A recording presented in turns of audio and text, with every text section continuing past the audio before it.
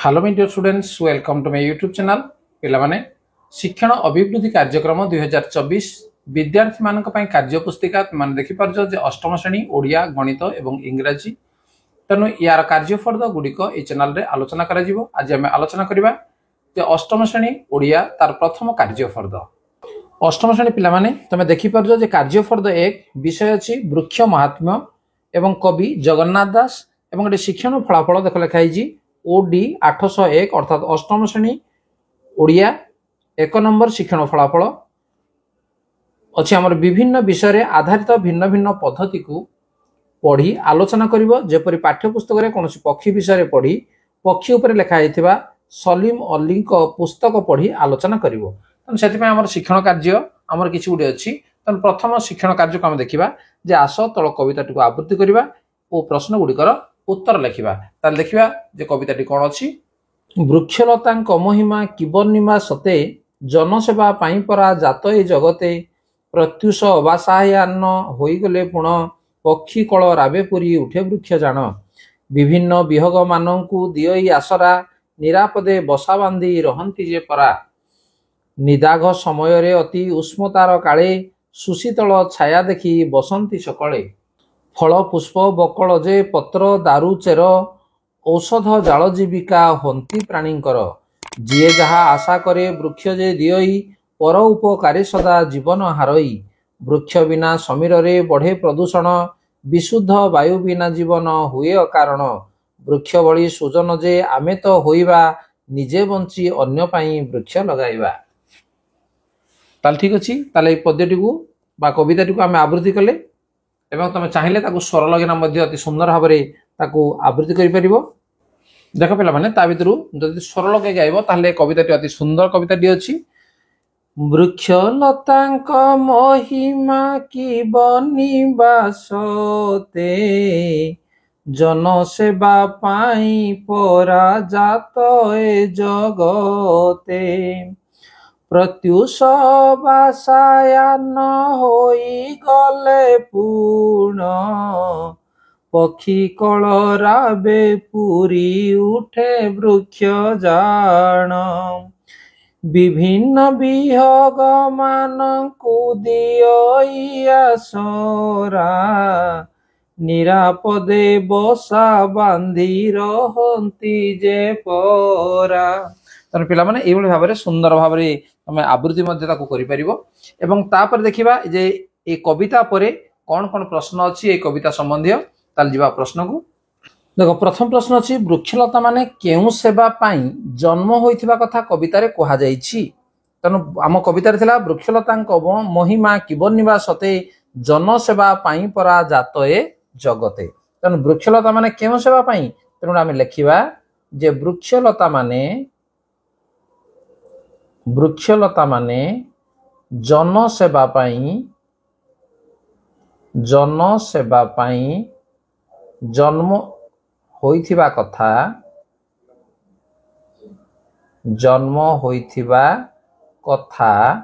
कविता रे कहा जाईछि।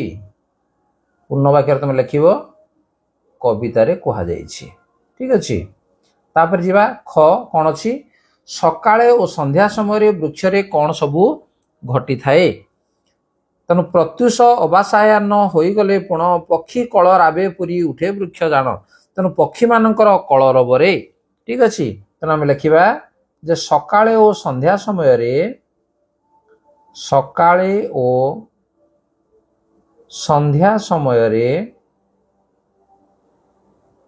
वृक्ष रे पक्षी मानकर कलरव पक्षी मान विभिन्न शब्द है पक्षी मानकर कलरव रे वृक्ष मुखरित होइथाए हला मुखरित होइथाए। ठीक अछि। नेक्स्ट ग प्रश्न कोन अछि वृक्ष रे पक्षी माने काहीकि बसा बांधी रही थांती काहीकि रही थांती नहीं निरापद स्थान भाबी। तनु वृक्ष रे पक्षी माने निरापद स्थान भाबी निरापद ସ୍ଥାନ ଭାବି ବସା ବାନ୍ଧି ରହିଥାନ୍ତି। ବସା ବାନ୍ଧି ରହିଥାନ୍ତି। ନେକ୍ସଟ ଘ, ଗ୍ରୀଷ୍ମ ଋତୁରେ ଲୋକମାନେ କାହିଁକି ବୃକ୍ଷ ତଳେ ବସିଥାନ୍ତି? କ'ଣ ପାଇଁ? ସୁଶୀତଳ ଛାୟା ପାଇଁ। ନାଇଁ, ତେଣୁ ଆମେ ଲେଖିବା ଯେ ଗ୍ରୀଷ୍ମ ଋତୁରେ ଲୋକମାନେ ସୁଶୀତଳ ବା ଶୀତଳ ହେଲା, ତେଣୁ ଆମେ ତାକୁ ସୁଶୀତଳ ଲେଖିବା ଯେ ସୁଶୀତଳ ଛାୟା ପାଇବା ପାଇଁ ବୃକ୍ଷ ତଳେ ବସିଥାନ୍ତି। ଠିକ ଅଛି, ବୃକ୍ଷ ତଳେ ବସିଥାନ୍ତି। ନେକ୍ସଟ ବୃକ୍ଷ ଆମକୁ କ'ଣ ସବୁ ପ୍ରଦାନ କରେ? ତେଣୁ ବୃକ୍ଷ ଆମକୁ ବହୁତ କିଛି ଦିଏ ନା, ତେଣୁ ଆମେ ଲେଖିବା ଯେ ବୃକ୍ଷ ଆମକୁ ଛାୟା, ସୁଶୀତଳ ଛାୟା ବା ଖାଲି ଆମେ ଛାୟା ଲେଖିବା, ଛାୟା, ଫଳ, ଫୁଲ, ବକଳ ହେଲା, ଚେର, ଔଷଧ, ଜାଳ ଓ ବିଶୁଦ୍ଧ ବାୟୁ ହେଲା, ବିଶୁଦ୍ଧ ବାୟୁ ପ୍ରଦାନ କରିଥାଏ। ନେକ୍ସଟ ତାପରେ ଆସିଲା ସ, ବାୟୁ ବିନା ଜୀବନ କାହିଁକି ଅକାରଣ ବୋଲି କବିତାରେ କୁହାଯାଇଛି? ଯେ ବୃକ୍ଷ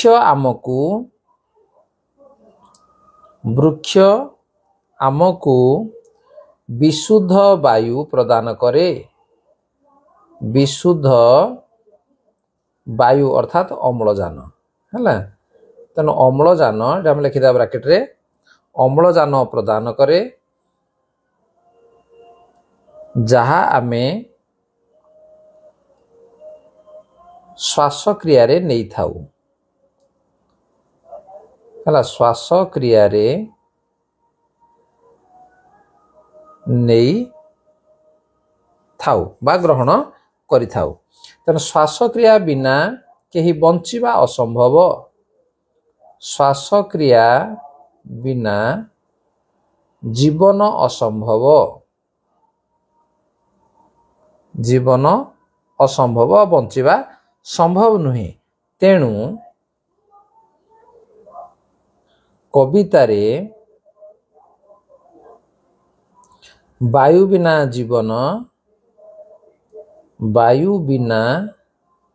ଜୀବନ ଅକାରଣ ବୋଲି କୁହାଯାଇଛି। ଅକାରଣ ବୋଲି କୁହାଯାଇଛି। ଠିକ ଅଛି, ଏଭଳିଆ ଭାବରେ ତମେ ଲେଖିବ। ତାପରେ ଛ, ବୃକ୍ଷକୁ ସୁଜନ ସହ ତୁଳନା କରିବାର ତାତ୍ପର୍ଯ୍ୟ କ'ଣ? ସୁଜନ କହିଲେ କ'ଣ ପିଲାମାନେ କହିଲେ ଦେଖିଆ? ସୁଜନ, ସୁ କହିଲେ ଭଲ, ତେଣୁ ଭଲ ଲୋକ ସହିତ ତୁଳନା କରାଯାଇଛି ହେଲା, ତେଣୁ ଆମେ ଲେଖିବା ଯେ ସୁଜନ ଯେପରି ଅନ୍ୟର ଅପକାର ଚିନ୍ତା ନ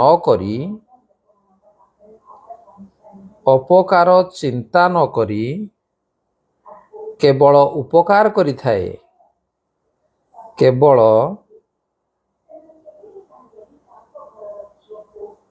ଉପକାର ଚିନ୍ତା କରିଥାଏ, ସେହିଭଳି ବୃକ୍ଷ କେବଳ ଉପକାର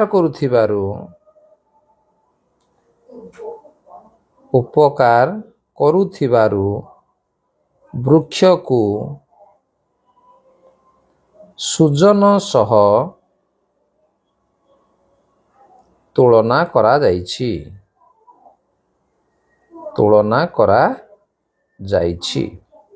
ଠିକ ଅଛି, ଇଏ ଥିଲା ତମର ଶିକ୍ଷଣ କାର୍ଯ୍ୟ 1 ପିଲାମାନେ। ତାପରେ ଯିବା ଆମେ ଶିକ୍ଷଣ କାର୍ଯ୍ୟ 2। ତଳ ଲିଖିତ ଶବ୍ଦ ଗୁଡ଼ିକର ଗଦ୍ୟ ରୂପ ଲେଖ।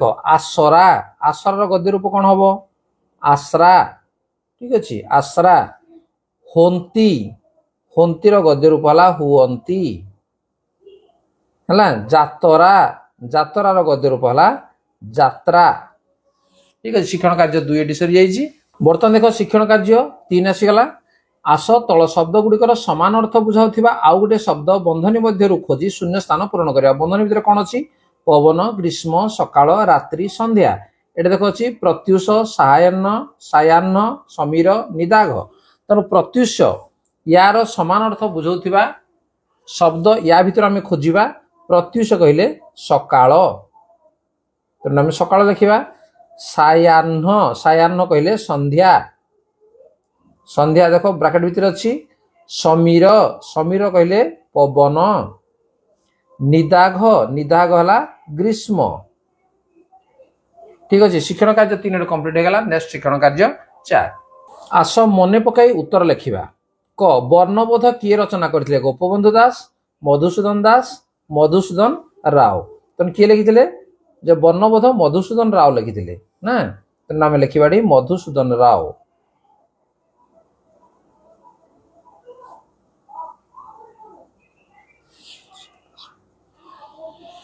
ध्वनिर प्रतीक को कौन कहा जाए। ध्वनिर प्रतीक को शब्द कहा जाए। तेणु आम लिखा शब्द। भाषार शुद्धता जानिबा नियम गुड़ी को कौन कहा जाए। इतिहास साहित्य व्याकरण तेणु ताको कहा जाए व्याकरण। नेक्स्ट घ सरल ओडिया व्याकरण किए रचना करथिले। राधानाथ राय मधुसूदन राय राव फकीर मोहन सेनापति। तार सठिक उत्तर होजी फकीर मोहन सेनापति। ठीक अच्छे फकीर मोहन सेनापति ये आम लिखिदेवा। तापरे भरत मुनि कौन रचना करथिले। भागवत धर्मशास्त्र नाट्यशास्त्र। तेणु उत्तर आसो आमर नाट्यशास्त्र। चरे एमानक मध्यरु किए पंचसखा नुहंती जगन्नाथ राधानाथ अच्युत। तानिटु आसीबो राधानाथ हो उत्तर।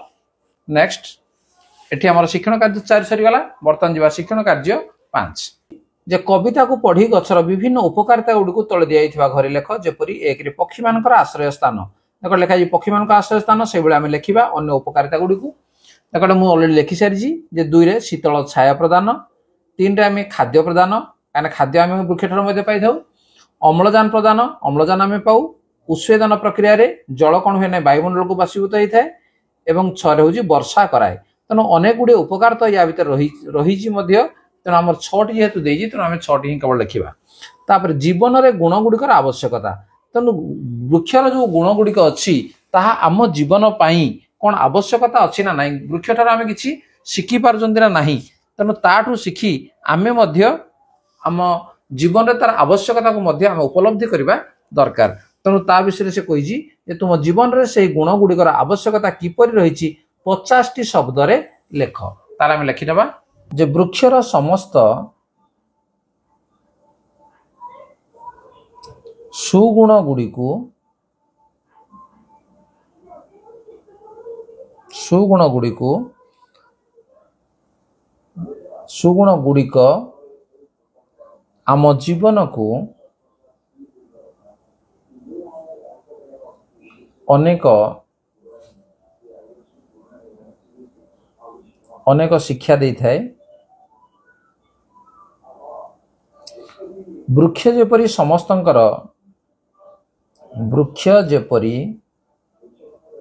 समस्तंकु आश्रय दे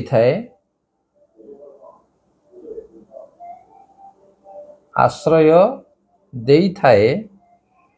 सेही भली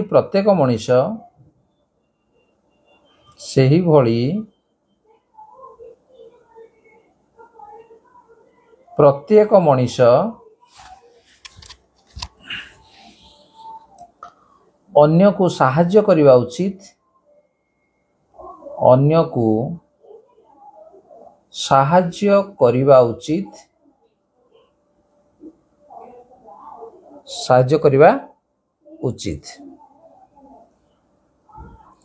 एवं दरकार बेले निराश्रय को आश्रय देवा उचित। ठीक अच्छे निराश्रय को आश्रय देवा उचित। वृक्ष ठारू आउ कौन आम पाइबा जे वृक्ष ठारू आमे सहनशीलता शिक्षा करवा से सहूचे बहुत जिनस नहीं खरा वर्षा सब किछि तेणु वृक्ष ठारू आमे सहनशीलता ये गोटे भल गुण सहनशीलता शिक्षा करने आवश्यक शिक्षा करने आवश्यक वृक्ष परी परोपकारी होई हला वृक्ष परी परोपकारी होई अन्यर उपकार करवा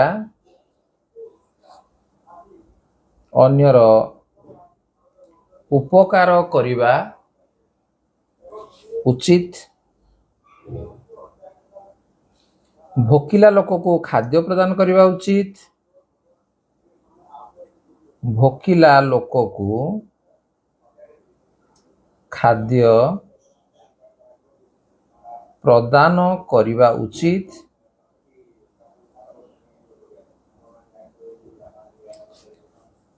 जिए जहा कहिले मध्य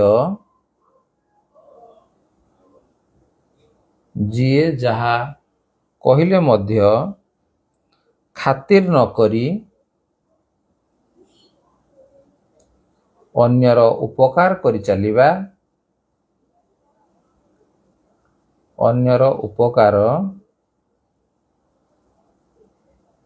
करि चलिबा वृक्ष जेपरी निजकु जलांजलि देई निजकु जलांजलि देई अन्यर उपकार पाई अन्यर उपकार पाई निजकु नम्र ओ दृढ़ हला नम्र ओ दृढ़ करि थाए सेही भली